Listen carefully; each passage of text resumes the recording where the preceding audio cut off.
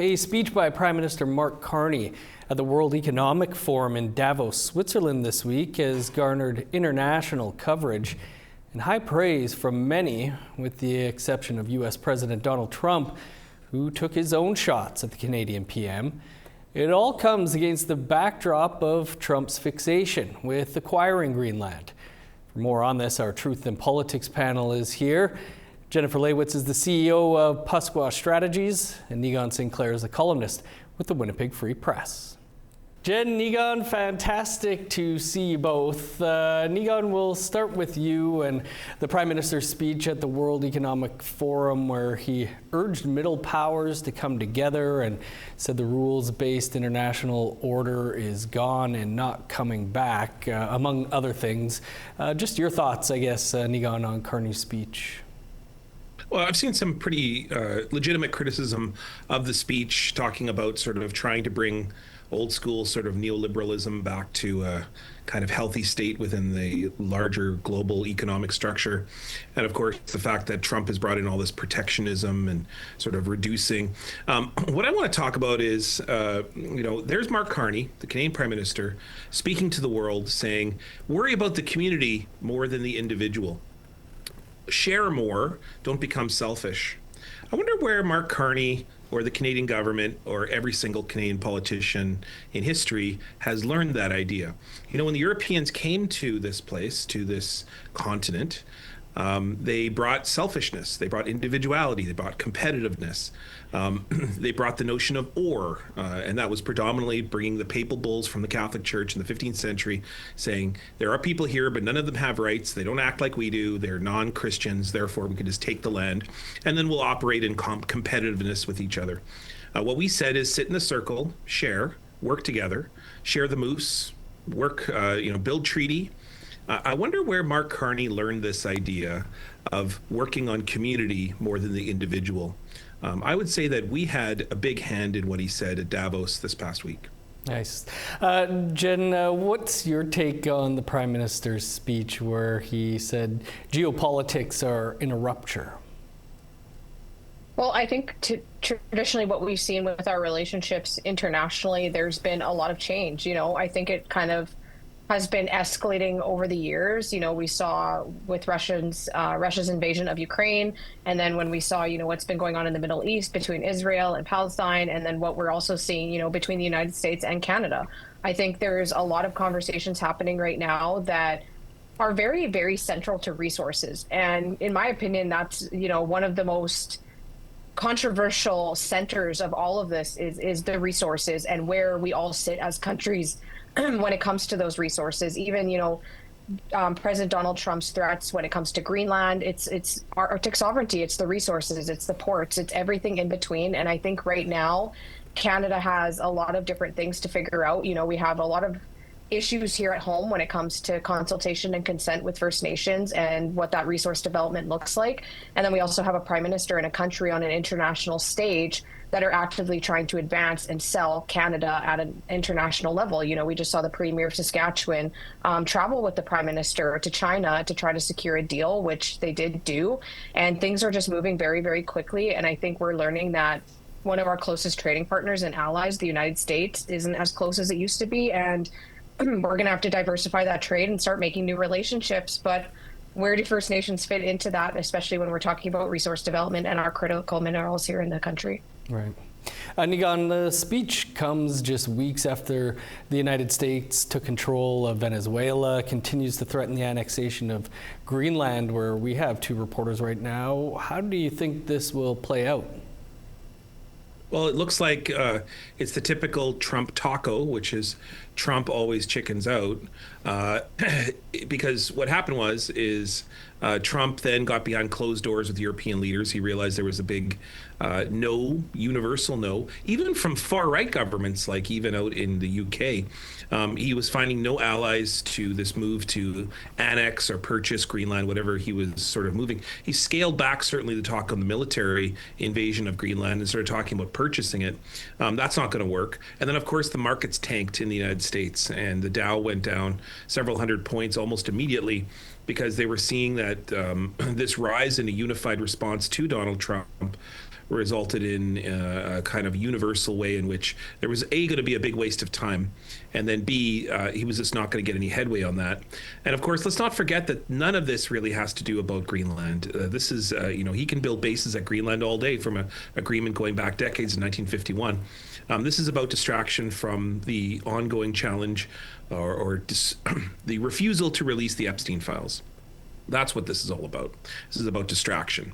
But larger said is Trump, as usual, announced his victory. There's a reason that when he worked in casinos that he failed miserably, because casinos are about the illusion of other people winning, and Trump just can't have anybody win at any point. He's always got to declare a victory, even if it's an absolute loss. He did not get any headway. He has the exact same deal going forward, but of course he declared that he won, and now he has a deal, or what he said is the principles of a deal, or some kind of values of a deal, or something like that. We'll see nothing come of this. A year from now, we'll all be talking about some other place, probably Cuba, that he'll be threatening to annex next. Framework is the word you were looking for there, and apparently there is reportedly some sort of framework in place.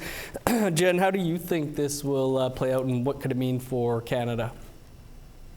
Well, I think, President Donald Trump has been doing a lot of deflecting and distracting, especially, when we're talking about the Epstein files. I mean, that was not good. And I think that there's a lot of power at the top that, doesn't want a lot of that information to be sitting as publicly as it has been. But the conversation around the Arctic doesn't just stop at the United States. We know that Russia has had a direct interest. We know that there's been, our security and intelligence agencies here in Canada have found that there's been, spies happening in the Arctic. And the Arctic and our relationship with the Arctic is very heavily dependent on the Indigenous governance around the Arctic and how the people up there protect those spaces. And I think when it comes to President Donald Trump, there's threats, but then there's pieces that I don't think are just threats. I think he actually legitimately thinks that some of these are good plans.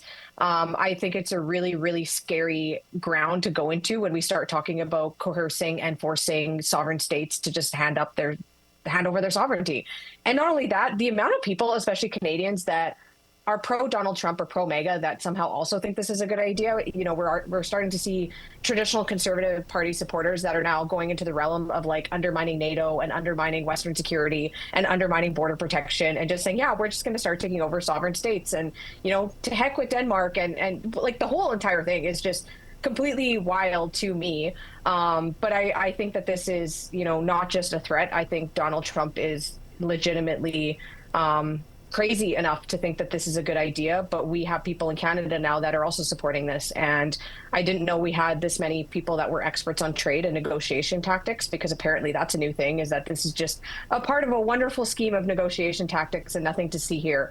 But I think Canada's position in all of this is to take a really strong approach towards the United States, and that, we don't cower in times of pressure like this from the United States, and we support our allies, and we do not endorse the forced removal of sovereign states. Much more to talk about this over on the podcast, but we're going to leave it there. Thanks to you both. Niigaan, the Prime Minister said something to the effect that if you're not at the table, you're on the menu. And it comes during a week where a photo that was widely circulated showed an American flag, not only on Greenland, but also Canada. Should we be concerned Trump will again set his sights on Canada? No, because while there's a lot of bluster, and I think certainly, as Jen pointed out during our recorded segment there just a minute ago, that Donald Trump's threats always have a kernel of truth in it, excuse me, or a kernel of delusion, self-delusion for the most part, that this is somehow a good idea. The annexation, invasion, purchase of Canada, no doubt will leave his lips. He will say it, but to actually have that done is almost impossible. I think the most that you will get will be the threat that Donald Trump had of Mark Carney after witnessing his speech. What he said is that Mark Carney best be served to think about the fact that we have a golden dome that we intend to protect Canada with, or we have historically protected Canada. And this is right up there with Trump telling all the European leaders that they'd all be speaking German, if not for the United States, which of course is absurd and completely ahistorical and misunderstanding of history. But we know that Donald Trump certainly is not a student of history, nor is he very interested in nuance. I think that there is, though, a fear of more tariffs. I think there's a fear of more protectionism from the United States, and it will go to sort of obscene lengths to appease what is ultimately a lame duck presidency. My fear is in a lame duck situation where you have a president that really doesn't care about relationships with other countries, really doesn't care about tomorrow, really cares just about today and his power that's immediately around him. In that scenario, as the power begins to wane, as he gets older and his health begins to deteriorate, or perhaps people start to break away from him due to his ongoing commitment to somewhat outlandish ideas, and that his popularity begins to fade to really record lows, which is already sitting at around 30%. That's the hardcore base of MAGA. If that frays even further, then he's got nothing to lose. And then all bets are off. And I think that we could see almost anything in that regard, because for someone who doesn't care about tomorrow, he certainly has a lot of power over the circumstances of today. Jen, somewhat unrelated, but an issue that's happening south of the medicine line that's trickling up. We had Treaty 3 leadership, this is in Northern Ontario this week, warning its citizens to be cautious and prepared if going to the United States. Of course, all of this over ICE and the raids they've been conducting. How concerned should people be?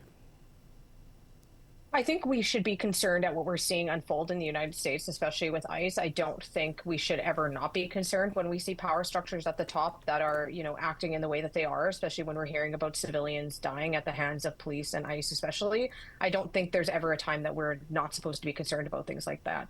When it comes to, Canadians even traveling to the United States, you should always exercise some form of caution when leaving your own country to enter another country, because you're at the center of their laws and their rules and everything else.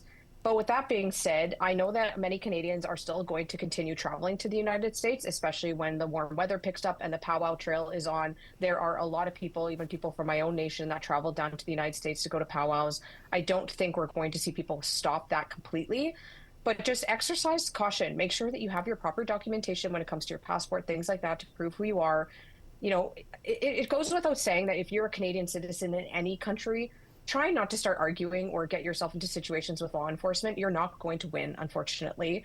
I think exercising that caution and just being very, very mindful, especially of social media, what is on your phone. There's probably going to be more interviews and stops at the border than necessary. Even as someone that has been critical of Donald Trump, that is a concern for me as well, is that could be seen as an issue. And I think that they're, a lot more strict and a lot more harsh on people coming into the country now than they traditionally used to be.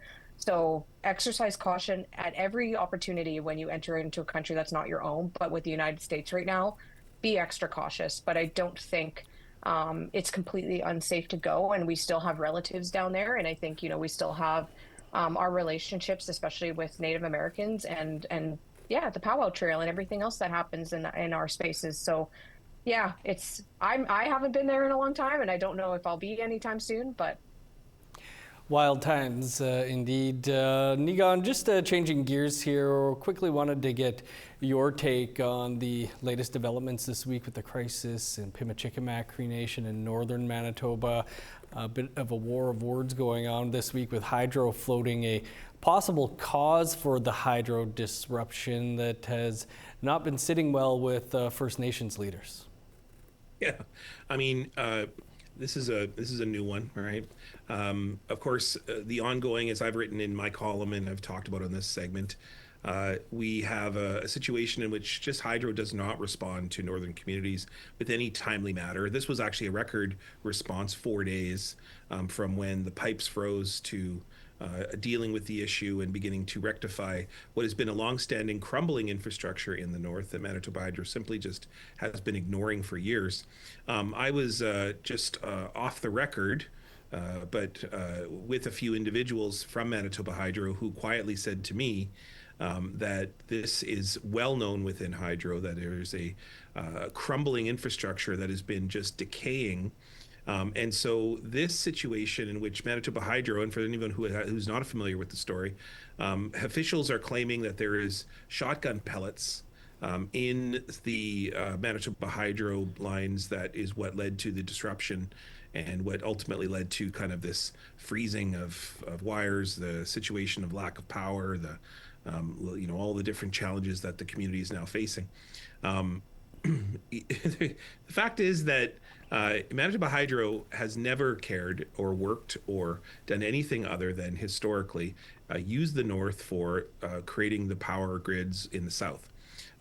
They can say all they want about saying that they're dealing with the issue, they're working on the issue, and it really doesn't matter if it's NDP or Conservative governments.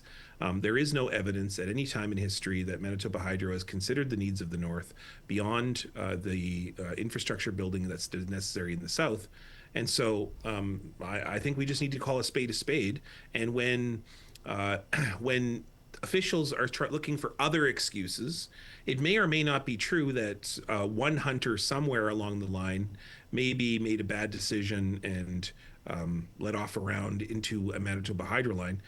But the fact was that the line was already in a severe state of a decay, and those things should be checked regularly. Where were the inspectors, for example? Mm-hmm. And so the reality is that Manitoba Hydro should just be looking at the three fingers pointed back at themselves whenever they decide to point at the community for anything. All right, Jen Niigaan, we'll leave it there. But as I said, great to see you, even if it is on this little screen here that I have. But appreciate you both being with us this week. Yeah, be glad. Thanks so much. Thanks.